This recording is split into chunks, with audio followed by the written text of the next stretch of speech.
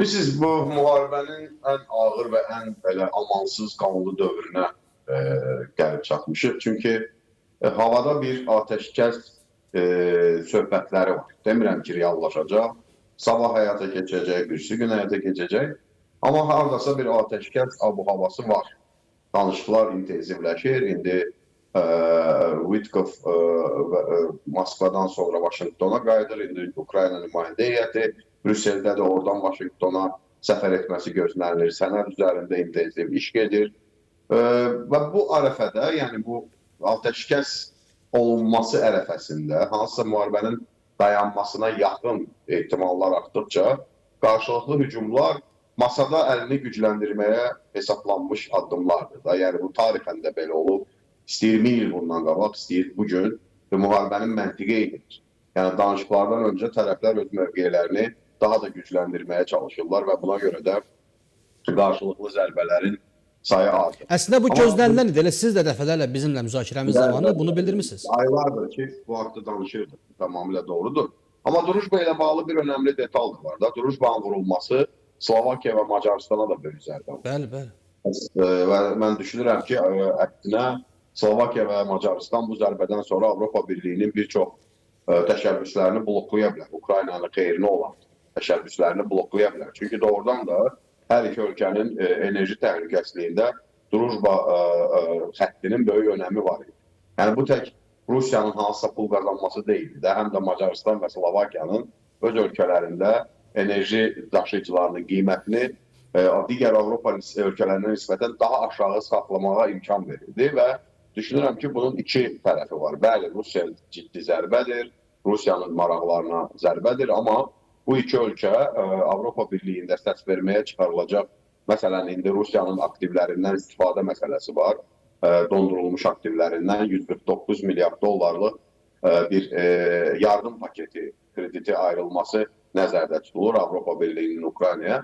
Bu fonda indi həmin ölkə veto hüququndan istifadə edəcək. Yəni, burada belə deyək də bir çox məqamlar da nəzərə alınmalıdır. Elə bu kontekstdə onu da deyək ki, məsələn, Türkiyə, qardaş Türkiyə neçə illərdir müharibə başlayandan Ukraynaya ən çox dəstək, humanitar yardım, logistika dəstək göstərən ölkələrdən biridir, amma onun sularına yaxın, iqtisadi zonaya yaxın bölgələrdə 2 tankerin vurulması, məsələn, Türkiyəni də qıcıqlandırdı. Türkiyənin də prezidentinin hər iki ölkəyə çağırışı oldu ki, iqtisadi sularda, hansısa Qaradənizdə bu tipli addımlardan çəkinsinlər. Eyni şey Novorossiysk limanını vurulanda Qazaxstan tərəfinin də, bizimlə də yenə dost qardaş ölkədir, Qazaxstan tərəfində etirazına səbəb oldu. Yəni, elə bir situasiya yetişib ki, Ukraynanı anlamaq olar da, Ukrayna var olma mücadiləsi verir deyə sağa sola saldırmaqla. Əlbəttə, amma Ukrayna bu çəkinməlidir bu hadisə, belə addımlardan bir növü. Çünki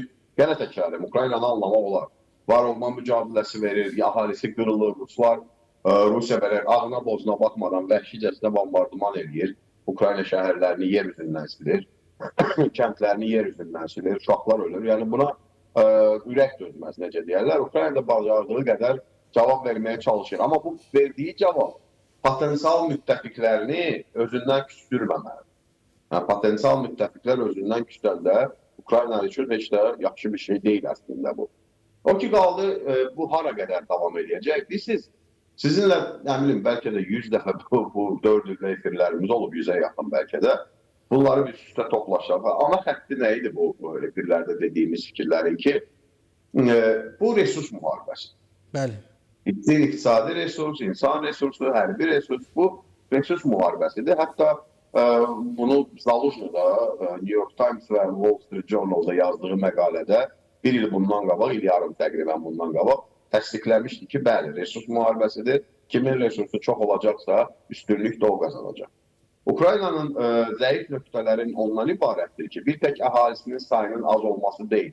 Bəli, əhalisi Rusiyadan nisbətdə 4 dəfə azdır. Resursların çatışmır, nefti qazı yoxdur Rusiya qədər. Silah asılılığı var. Amma daha bir nöqtəsi də ondan ibarətdir ki, Ukraynada ciddi bir ictimai rəy var da, yəni bir demokratik təsdiqatlar var ən azından. Son zamanlar o korrupsiya skandalı da göstərdi ki, Ukraynada institutlar, təsisatlar hələ də işləyir. Bəli, müharibələrdə və belə böhranlı situasiyalarda avtoritar rejimlər daha çevik qərarlar alır. Və Rusiyanın əhalisi Ukrayna əhalisi ilə müqayisə olunmazdır. Rusiya əhalisi yuxarıdan gələn əmrləri müthiş şəkildə yerinə yetirmək üzrə belə bir əsrlərdir kodlaşdırılıb. Yəni tarixi nöqteyi nəzərdən Rusiyada təhkimçilik hüququ 1861-də ləğv olunub da, tarixi nöqteyi nəzərdən heç nədir. Yəni cəmi 170 il bundan qabaq ləğv olunub da təhkimçilik hüququ. Əslində quldarlıq quruluşu demək idi o. Yəni insanlar da etiraz eləmir. Pulla da olsa, maliyyə yardımları da olsa, əskər toplamaqda çətinlik çəkmir. Hərbi sənayesini işə salıb, yəni topu, gülləsi, raketi çoxdur. Və bu resurs müharibəsində təəssüf ki, Ukrayna yavaş-yavaş belə deyək də zəiflədilir və zəif duruma düşür.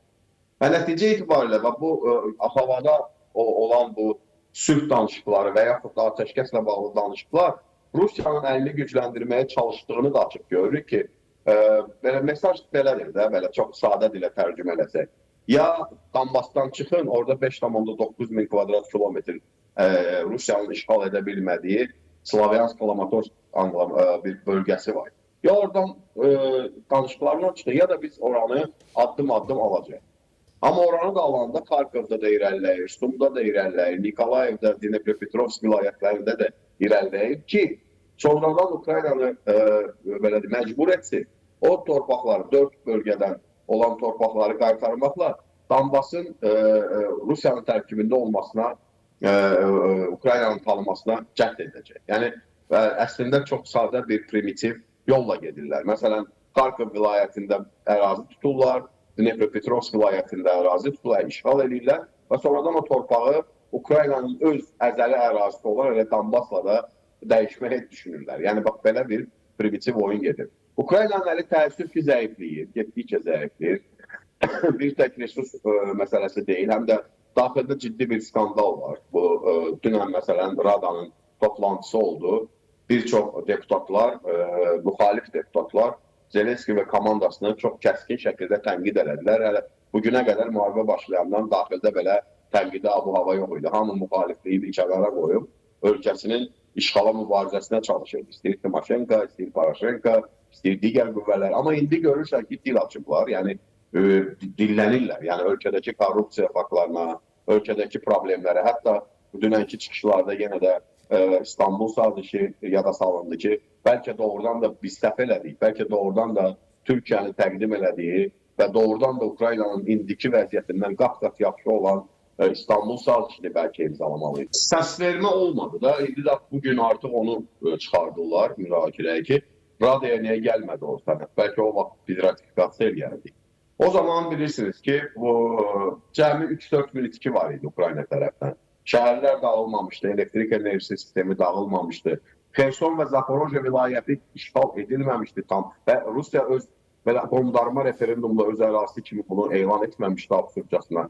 Yəni xeyli bunun indiki vəziyyətdən minlərlə, yüzlərlə dəfə yaxşı vəziyyət idi. O mənada ki, insan həyatını qurtarmaq olardı. İndi Ukraynalılar da ən azından 200 min, 300 min itki veriblər bu illər ərzində. Bəzi Rusların məlumatında 1 milyondur, amma inandırıcı deyil. Amma ən azından 100 minlərlə olduğu dəqiq. Yəni bu itkilər olmayacaqdı ən azından. O məsuliyyət Zelenskinin üzərindədir. Prezident kimi o imtina elə danışıqlardan. Çünki Boris Johnson'un səfəri oldu Kiyevə və o səfərdən sonra danışıqlar dayandırıldı və müharibənin davam etdirilməsi ilə bağlı qərar verildi. Və çox adam bunu bilmir. May ayının 16-sına qədər o danışıqlar gedib sən demə. May ayının 16-sına qədər Ukrayna apreldə imtina elədi. Amma may ayının 16-sına qədər təmaslar olub, may ayının 16-sına qədər israr edənlər olub. Türkiyə məsələn çox çabalayıb, çalışıb ki, bu müqavilə imzalansın may ayının ortalarında. Amma təəssüf ki, olmadı. Yəni, indi bu suallar çıxır və daxildə də Zelenskinin mövqeləri zəifləyir. Amma bilirsiniz, bineyi qədimdən belədir də, belə deyək də, yetimə gəl deyən çoxdur, amma çörək verən azdır.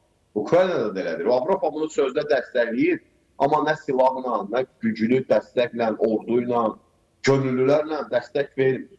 Ukraynada ciddi ehtiyac var buna. Əgər Ukrayna müharibə aparmaq istəyirsə ki, biz də istəyirik ki, Ukrayna ərazi bütövlüyünü, suverenliyini tam bərpa eləsin, işğala son qoysun Rusiyanın işğalçı iştahı qabarmasın gələcəkdə, digər ölkələrlə bağlı problemlər yaşanmasın. Biz bunu ən çox arzulayan insanlar. Amma fakt olaraq odur ki, Ukraynanın əlindəki resurslar məhduddur və Ukrayna üçün canından, qanından keçməyə hazır olan dövlətlər, ordular, insanlar isə tarixdən gəlib kömək edən insanlar isə yox dərəcəsindədir. Bax, bu da Ukrayna üçün zəif nöqtələr yaradır.